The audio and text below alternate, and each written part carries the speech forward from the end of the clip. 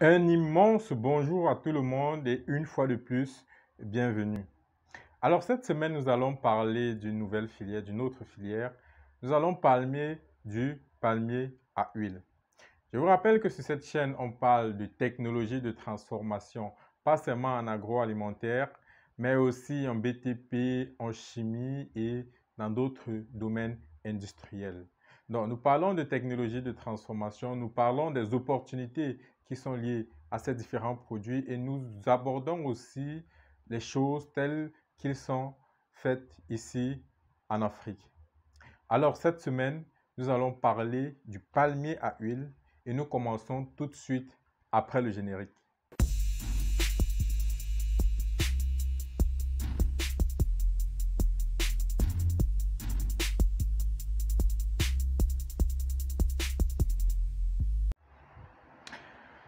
Alors, avant d'aller jusqu'à l'huile rouge de palme, commençons d'abord par voir ce que c'est que le palmier, le fruit, le palmier à huile, ainsi que ses noix qui seront exploitées donc pour faire de l'huile rouge.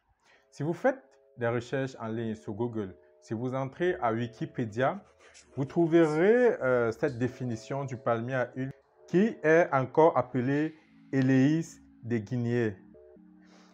C'est une plante monocotylédon de la famille des Aricacéennes, largement cultivée pour ses graines riches en huile à usage alimentaire et surtout industriel. Ces tiges arquées de 3 à 7 mètres de long sont réunies en couronne bien fournies sur le tronc. Ces feuilles poussent linéairement sous forme de brindilles sur les tiges. On va ensemble les appeler les rameaux. Son tronc est rond et rugueux, de diamètre variant très souvent entre 300 et 700 mm et pousse de façon très linéaire. Ce que vous devez savoir, c'est que le palmier à huile n'est pas très sélectif en termes de climat. Il pousse dans les zones tropicales, équatoriales et même dans plusieurs zones désertiques. Il aime les sols profonds et meubles, s'adapte à la plupart des textures depuis les sableux argileux, les sols légers ou encore les sols argileux. Son fruit, c'est raisins sur lesquels poussent les pulpes qui sont généralement rouges. Lorsqu'ils sont à maturité, sera donc exploité pour faire de l'huile de palme. Depuis plusieurs années maintenant, l'huile de palme rouge est considérée comme la première source de matière grasse dans le monde. Et lorsqu'on veut regarder les pays les plus grands producteurs d'huile de palme au monde, nous aurons l'Indonésie et la Malaisie qui, à eux seuls, produisent jusqu'à 85% d'huile de palme produite dans le monde. Avec plus de 50 millions de tonnes produites chaque année. En Afrique, lorsqu'on regarde les pays producteurs, on aurait en première place le Nigeria qui, à lui seul, produit jusqu'à 1,5 million de tonnes d'huile de palme chaque année. Puis suivi par la Côte d'Ivoire qui produit jusqu'à 400 000 tonnes par an. Le Cameroun vient en troisième place avec une production de 354 000 tonnes par an. La République démocratique du Congo, le Ghana, la Sierra Leone et bien d'autres pays en Afrique produisent aussi énormément d'huile de palme. Maintenant, nous allons essayer de comprendre un peu plus mieux à quoi sert l'huile de palme. Premièrement, l'huile de palme est l'huile la plus consommée au monde en cuisine. À lui seul, il occupe jusqu'à 35% de la consommation mondiale. Il y a aussi certaines huiles qui sont très consommées telles que l'huile de soja, l'huile de coton, l'huile d'arachide, l'huile d'olive et bien d'autres. Nous verrons certainement la production de plusieurs de ces huiles par la suite. Aujourd'hui, restons focalisés sur l'huile de palme. Alors, deuxièmement, l'huile de palme est aussi utilisée pour la production du carburant utilisé dans nos voitures. Pour mieux illustrer ces propos à ce sujet, je vais me référer au magasin Info Durable. Le lien est dans la description qui indique que 76% d'huile de palme consommée en France est plutôt consommée sous forme de carburant. Nous n'allons pas entrer dans les détails de transformation d'huile de palme en carburant, mais sachez que beaucoup de parties d'huile de palme produite à l'échelle mondiale est transformée en biocarburant. En chocolaterie aussi, l'huile de palme est énormément utilisée. Étant donné que le beurre de cacao coûte extrêmement cher, on va donc utiliser de l'huile de palme qu'on va ajouter à cela pour des raisons économiques afin de produire des biscuits, des bonbons, des barres de chocolat et toutes ces sucreries que nous consommons dans notre quotidien. L'huile de palme est aussi beaucoup utilisée en savonnerie. Mais n'allons pas plus loin, j'ai prévu vous faire une série de vidéos sur le business du savon en Afrique. Donc restez abonnés, le moment venu, nous entrerons beaucoup plus en détail.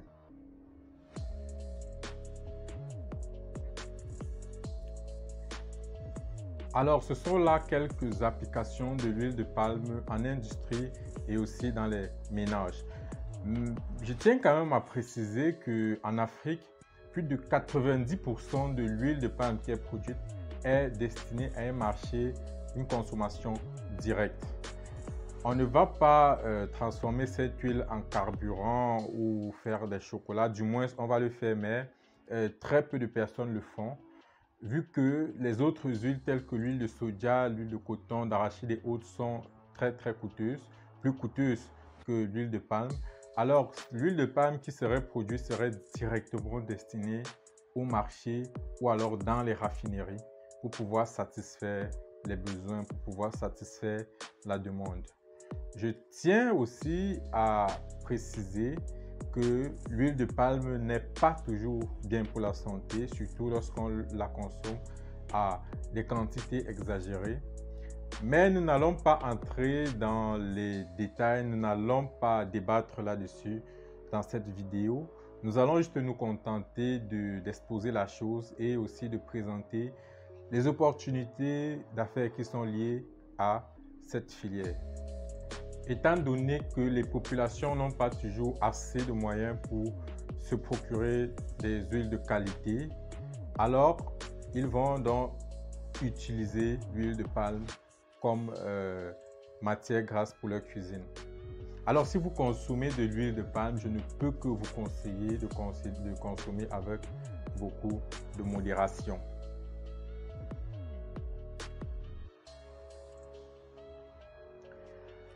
Alors maintenant, parlons de la production de l'huile de palme ici en Afrique. Mais avant d'aller plus loin, je tiens d'abord à préciser pour ceux qui sont nouveaux sur la chaîne que j'ai déjà fait une vidéo sur le sujet. Le titre de la vidéo, c'est « Comment produire de l'huile de palme en Afrique ». Alors, dans cette vidéo, je vous présente les machines qui sont utilisées. Je vous les présente de façon pratique, de façon palpable. Les machines qui sont utilisées pour produire, pour transformer les noix de palme en huile de palme rouge. Je vous ai mis le lien de la vidéo dans la description. Je vous invite à jeter un coup d'œil si vous ne l'avez pas encore fait, afin de pouvoir observer ces machines, afin de pouvoir mieux les comprendre. Ce que je n'ai pas fait dans cette vidéo, c'est que je n'ai pas précisé les étapes qui sont employées dans la production de l'huile de palme rouge. Alors, c'est ce que je vais essayer de rattraper aujourd'hui dans cette vidéo. Je vais donc vous proposer les étapes. Je vais vous proposer un processus de production d'huile de palme rouge et à chaque processus, je vous parlerai donc des machines, des différents outils qui sont utilisés. Alors, pour des questions de logistique, vu que la plupart des fois, les routes qui mènent souvent à ces palmeraies ne sont pas toujours des routes de bonne qualité. Il y a des creux, il y a des trous, il y a de la boue. Et aussi pour des questions d'énergie, vu que ce sont des coins où il n'y a pas d'électricité. Les locaux, les hommes d'affaires et les petits, les agriculteurs et aussi les producteurs vont implanter leurs fermes de transformation au champ, dans la plantation ou alors dans le village, le milieu où ils auront à mener leurs activités agricoles. Alors c'est pour cela que dans cette vidéo, toutes les machines que je vais vous présenter sont en effet des machines qui ne fonctionnent qu'avec de l'essence ou du gasoil. C'est vrai que c'est possible de concevoir aussi des machines qui fonctionnent avec de l'électricité, mais avec de l'essence et du gasoil, c'est plus pratique et c'est sa fonctionnalité est plus pratique et ça s'adapte facilement aux conditions locales.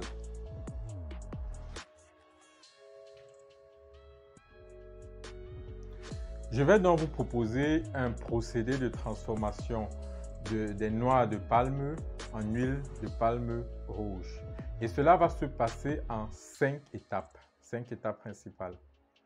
La première étape, c'est le dégrainage. Après le dégrainage ou le dépulpage, on va passer au tamisage.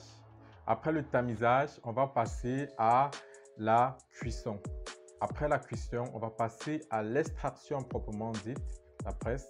Et après cela, on va passer à la clarification pour pouvoir obtenir l'huile rouge consommable.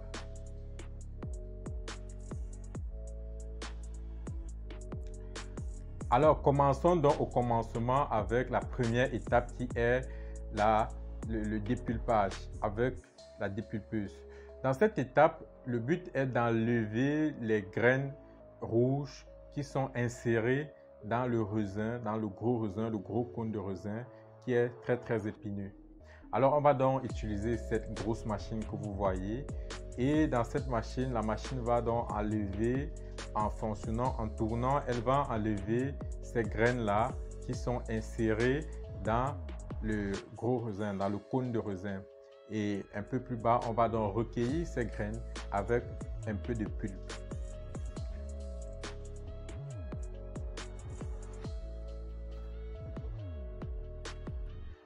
On va donc passer à la prochaine étape qui est le tamisage.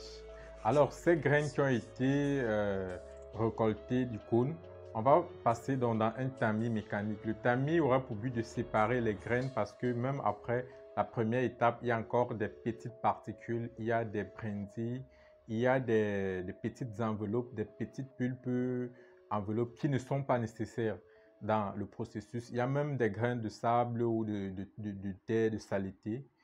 Avec le tamisage, on va donc éliminer tous ces débris-là afin de rester avec les noix proprement dit, les noix rouges. Donc, avant donc de passer à la prochaine étape, je tiens à préciser que les petits producteurs, les petits cultivateurs, généralement peuvent se passer de ces deux premières étapes. Vu que ces deux premières machines sont un peu coûteuses, généralement elles coûtent à partir de 1 million de francs CFA. Si on veut convertir en euros, ça ferait peut-être 1400 euros ou un truc de la sorte. Donc, ceux qui n'ont pas les moyens pour avoir ces premières machines, ces deux machines, la dépulpeuse et la tamiseuse, alors ils vont utiliser des bâtons, des pelles, des massettes qu'ils vont taper sur les cônes, sur les raisins de palmistre afin de pouvoir recueillir les noix, les graines rouges. Donc après cela, ils vont tamiser à la main et puis ils vont passer directement à la troisième étape. La troisième étape qui n'est rien d'autre que la cuisson. Alors pour la cuisson, on va le faire dans des bacs de cuisson. Ces bacs de cuisson seront alimentés avec un feu de bois. On peut utiliser aussi, si vous avez vu la vidéo que j'ai faite sur le gari, dans cette vidéo, je recommande d'ailleurs d'utiliser des biodigesteurs pour pouvoir obtenir du carburant, pour pouvoir obtenir du biogaz pour alimenter les foyers. Alors dans l'huile de palme, on peut faire la même chose parce que ces foyers peuvent aussi fonctionner avec du gaz. Donc tous ces résidus, vu que ce sont dans les plantations, tous ces feuilles mortes, tous ces arbustes, on peut les digérer pour pouvoir obtenir du biogaz et faire les cuissons avec. Les artisans, ce qu'ils font, c'est qu'ils utilisent souvent les fibres, ils utilisent les fibres, ils utilisent les noix pour alimenter leur feu, leur foyer et faire la cuisson des noix. Cependant, lorsqu'on veut utiliser les noix de palmiste qui est utilisé ici comme combustible, dans le cas où on veut exploiter cela, ça devient un peu compliqué et on est obligé d'utiliser du bois. Alors un biodigesteur serait dans la solution idoine pour résoudre ce problème. Alors après l'étape de la cuisson, on va passer à l'extraction et ça c'est l'étape la plus importante du processus. Je vais vous présenter 3 types d'extracteurs. Le premier, ce sont l'extracteur manuel, l'extracteur mécanique manuel. Alors, c'est cette machine que vous pouvez voir. Comment est-ce qu'il fonctionne? On va utiliser une barre métallique, une barre en fer ou alors même une longue tige en bois qu'on va faire passer dans le cylindre d'en haut et ce serait manipulé par 2 personnes. C'est-à-dire il y aurait 2 ouvriers, ils seront tous les 2, chacun à une des extrémités de la barre. Et doucement, ils vont faire pression, ils vont tourner et la machine va se mettre à fonctionner. Dans la partie, l'orifice supérieur, on va mettre les graines qui ont été cuites, on va mettre ça à l'orifice intérieur et au fond, le copeau, les fibres et les noix de palmiste vont sortir. Les côtés, quant à eux, sur les côtés, il y aurait des trous par lesquels l'huile de palme rouge va sortir. Et cette huile sera donc recueillie par une sortie, par une dérivation du côté latéral. La deuxième machine que je vais vous proposer, c'est toujours une presse à vis, tout comme la première. Je dirais même que c'est le même principe. La seule différence, c'est que ici, là, cette machine, au lieu d'être tournée par des personnes, vu que c'est souvent épuisant, c'est fatigant, ça nécessite beaucoup de force. Alors, avec cette machine, on va donc éliminer les efforts, cet effort-là, cet effort de la main, du muscle, et c'est le moteur thermique qui va se charger de faire pression sur les noix de palmiste pour que l'huile puisse en découler. Alors, la troisième presse, celle dont je vous présente tout à l'heure, est elle aussi une presse à moteur. Sauf que le principe ne serait pas pareil. Ici, ce ne serait plus une presse à vis, mais ce serait une forme de centrifugeuse. L'avantage de cette presse est qu'elle permet d'obtenir à la fin non seulement de l'huile de palme rouge de qualité, mais aussi des palmistes de très bonne qualité qui seront utilisés plus tard pour faire l'huile de palmiste. Quand je parle des palmistes de très bonne qualité, je veux par là dire des palmistes qui sont pleins, qui ne sont pas concassés, parce que avec les autres machines, il y a des cas où la machine peut concasser un peu les noix de palmiste. Pour celui qui veut exploiter ces noix-là et faire de l'huile de palmiste plus tard, il est recommandé qu'il puisse plutôt utiliser cette machine parce qu'avec cette machine, on peut éliminer le problème de concassage de noix de palmiste.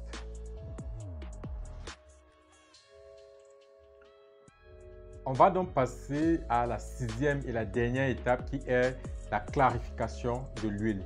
Vu que l'huile obtenue après la machine contient toujours quelques petites particules, contient encore de l'eau sale d'ailleurs, on va donc utiliser cette partie pour pouvoir éliminer ces particules-là. Cette étape va essentiellement consister à chauffer toujours dans des bacs de cuisson cette huile. On va chauffer à des températures appropriées. Et après le chauffage, on va un peu ajouter un peu d'eau avant de chauffer. Après le chauffage, l'huile de qualité va donc monter en surface, tandis qu'au fond va rester des particules, les déchets vont se constituer sous forme de boue. Alors, l'huile qui sera en surface, il y aura plusieurs couches d'huile.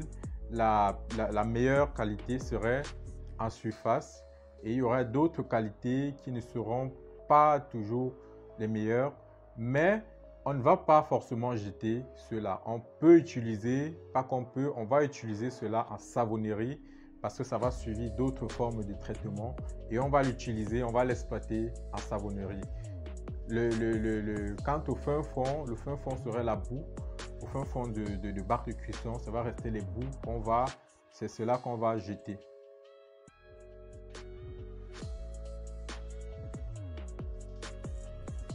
Donc après cette étape, on va obtenir notre huile de palme rouge qu'on va remplir dans des camions, des citernes, des bidons, des récipients et on va directement l'expédier au marché pour la consommation ou alors dans des usines de raffinerie.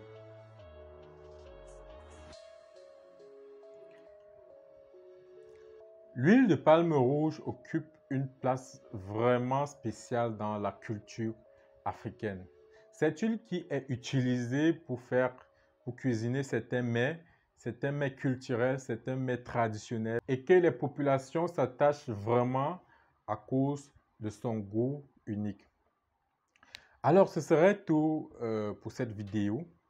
Si la vidéo vous a plu, n'hésitez pas à liker ou alors à laisser des commentaires dans la rubrique commentaires. La semaine prochaine, nous allons continuer la même filière palmier à huile, mais cette fois-ci, nous allons plutôt voir comment obtenir de l'huile de palmiste. Alors, likez, partagez, abonnez-vous et à très bientôt pour une prochaine vidéo. Ciao!